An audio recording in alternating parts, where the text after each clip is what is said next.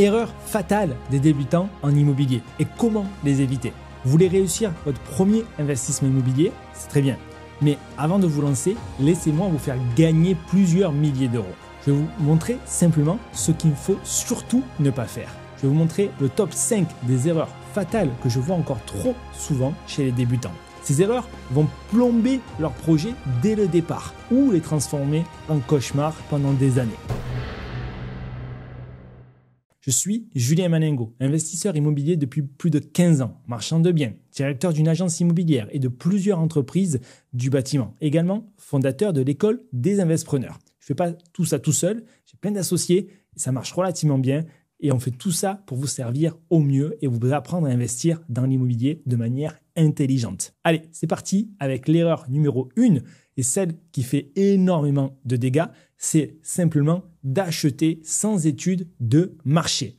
Vous trouvez une annonce, un T2, un immeuble, une maison à diviser, un appartement pour y faire de la coloc, plutôt sympa, et vous vous dites banco, bim, c'est bon, j'y vais, j'achète. Vous allez sur place, vous faites la visite, vous voyez où se trouve la cuisine, où se trouve la salle de bain, vous vous dites il y en a pour tant de travaux, derrière vous faites passer 2-3 artisans, vous vérifiez pas les devis, bam, vous y allez. Le problème, c'est que les travaux sont potentiellement sous-estimés, le bien est peut-être surévalué, le montant des loyers n'a pas été confirmé. Voilà, vous allez en gros découvrir la véracité, la réalité financière de votre projet après votre achat ou lorsque vous serez déjà engagé. C'est dramatique et on retrouve souvent au sein de l'école des investisseurs des personnes qui, avant de se lancer avec nous, ont fait ces erreurs-là. Typiquement, quelqu'un qui me dit « Moi, j'ai toujours voulu diviser des maisons, je me suis lancé, j'en ai acheté quelques-unes avant où j'ai laissé beaucoup d'argent. » Ça arrive, et même sur des appartements, d'accord? Parce que ces erreurs sont très communes. La moralité, c'est que surtout,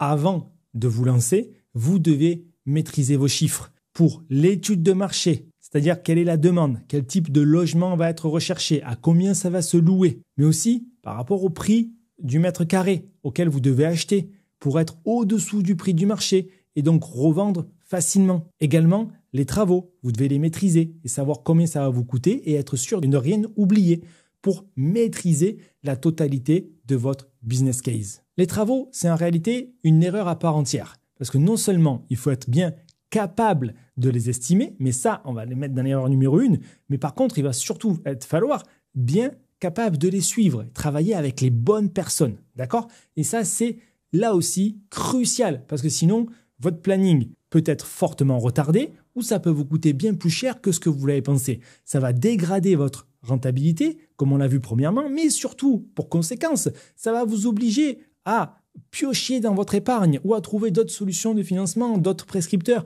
d'autres apporteurs qui vont venir vous aider. Et c'est pas l'idée, d'accord? Donc, ne sous-estimez pas le montant des travaux, travaillez avec la bonne personne, faites le bon type de travaux pour aller chercher les bons DPE aussi. Parce que si vous ne mettez pas les bonnes VMC, pas le bon chauffe-eau thermodynamique, pas le bon type d'isolation sur les murs, au plafond, c'est dramatique, ça ne va pas se louer. D'accord? Et ne pensez pas que l'artisan qui est censé être un professionnel va faire ce travail pour vous. Non, c'est vous.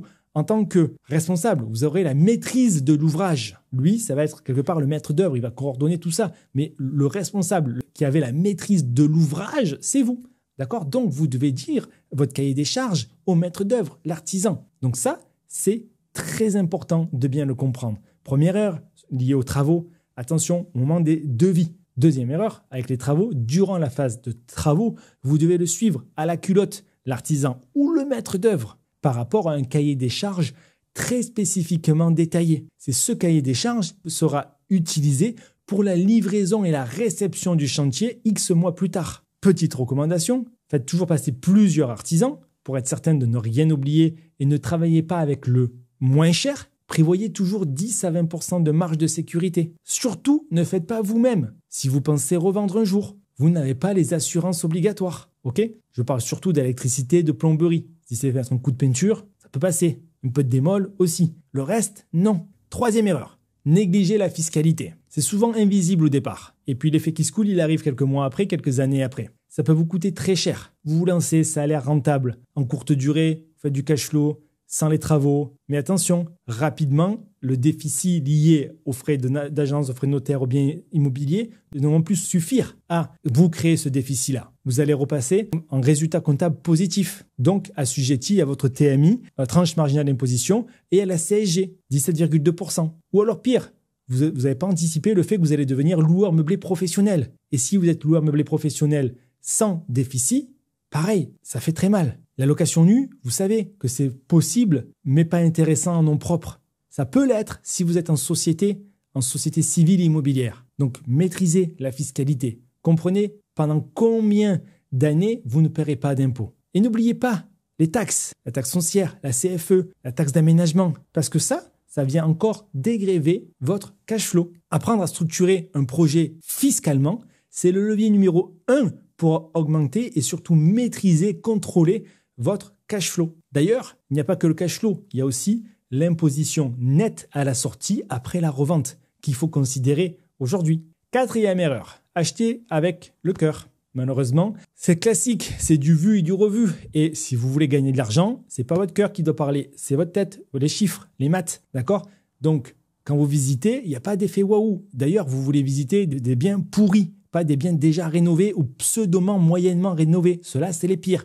Parce que vous allez vous dire, oh, ça va, je fais pas grand-chose. Mais rapidement, vous allez devoir refaire derrière des travaux qui n'auront pas été anticipés ou financés via le crédit. Donc, connaissez vos prix, vos chiffres. Et surtout, ne vous faites pas avoir au coup de cœur. J'ai encore dans mes clients un investisseur qui a acheté à Bordeaux un studio sous les toits. Hyper mignon le truc. Un premier investissement qu'il voulait faire. Un super quartier à 5 000 € du mètre carré. Résultat, des loyers pas très hauts, rendement 3%. Il le garde parce qu'il aime bien, mais surtout parce que du coup, il ne peut pas le revendre, parce que sinon, avec les frais de notaire aujourd'hui, il perdrait de l'argent. Donc, ça le bloque pour son prochain projet, ça lui coûte de l'argent tous les mois. Il faut effectivement bien faire les choses dans le bon ordre. Tu n'achètes pas ce que toi tu aimes, tu achètes ce que tes locataires ou tes clients aimeront, d'accord, pour que ça te rapporte. Et tu achètes uniquement sur la base des chiffres et d'une estimation réelle à l'heure actuelle, en connaissance des lois d'urbanisme actuelles. Et on ne fait pas d'hypothèse sur la comète en disant que le bien va prendre 2% de valeur par an ou que les loyers vont augmenter de temps par an, ok ? Ou que vous allez trouver un devis moins cher, ou encore que l'agence va vous prendre que 5% de frais de gestion. C'est que sur des faits réels, conservateurs. Ce qui m'amène à la 5e erreur la plus fréquente, la gestion. Parce que c'est très facile de sous-estimer les charges de gestion. Et ne vous dites pas que ça va devenir une bonne affaire parce que c'est vous qui allez gérer en direct. Non, si vous faites ça, vous allez simplement vous créer un nouveau travail. Donc dès le départ, il faut intégrer des frais de gestion. C'est pas uniquement vous signez à l'acte, vous rénovez, vous mettez une annonce. C'est bien plus complexe que ça, on est en France, d'accord ? Donc le premier locataire venu, sans dossier, sans garant, parce qu'il a l'air sympa, il va falloir le refuser. Ça ne va pas marcher de cette manière. Il va falloir travailler avec des professionnels qui ont une certaine structure, des cartes de gestion ou des conciergeries qui vont vous facturer le déplacement, voir la réponse au locataire, voir le suivi et l'achat des consommables, des fournitures. Donc si vous n'intégrez pas tous ces frais dès le départ, malheureusement, vous allez vous retrouver encore une fois avec des mauvaises surprises en termes de cash flow. Donc la conciergerie, c'est 20% au minimum. Certaines vont 25-30% si vous ne voulez pas vous en occuper. Ensuite, si vous automatisez votre location courte durée, en réalité, ça peut vous coûter rien du tout, puisque du coup, on va juste refacturer les frais de ménage et toute la partie message suivi, c'est automatisé si vous le faites, mais vous le mettez en place, d'accord ? La longue durée, pareil, c'est 7-8% plus la GLI. On va rapidement arriver aux 10% si vous passez par des agences classiques.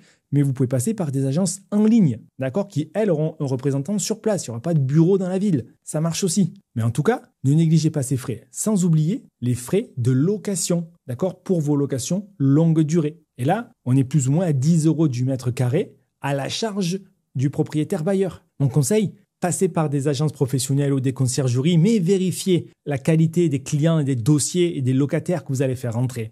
Toujours mettez garantie loyer impayé, garant, caution et assurance pour le compte de qui appartiendra en location courte durée, de façon à pouvoir retrouver vos deniers. Pour conclure, retenez bien ces 5 erreurs fatales à absolument éviter. Ne pas faire d'études de marché, donc pas connaître les prix, pas connaître le montant des devis locaux, pas connaître les recettes locatives. Donc ça, c'est la première erreur.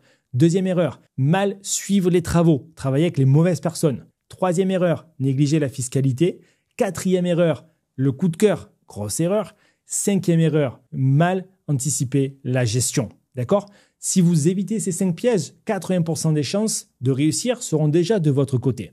Ensuite, il faut bien comprendre que pour ce qui reste, c'est pas un hasard, c'est une discipline, un métier, un état d'esprit. Donc tout ça, je vous l'ai expliqué au travers d'une vidéo de formation qui est en description de cette vidéo. Vous avez juste à cliquer sur le lien dans la description et vous allez tout comprendre, toutes les étapes pour faire de bons investissements. C'était Julien Malengo, j'étais ravi de faire cette vidéo. Je vous retrouve dans la prochaine. Abonnez-vous d'ailleurs pour ne pas aller manquer. Ciao, ciao!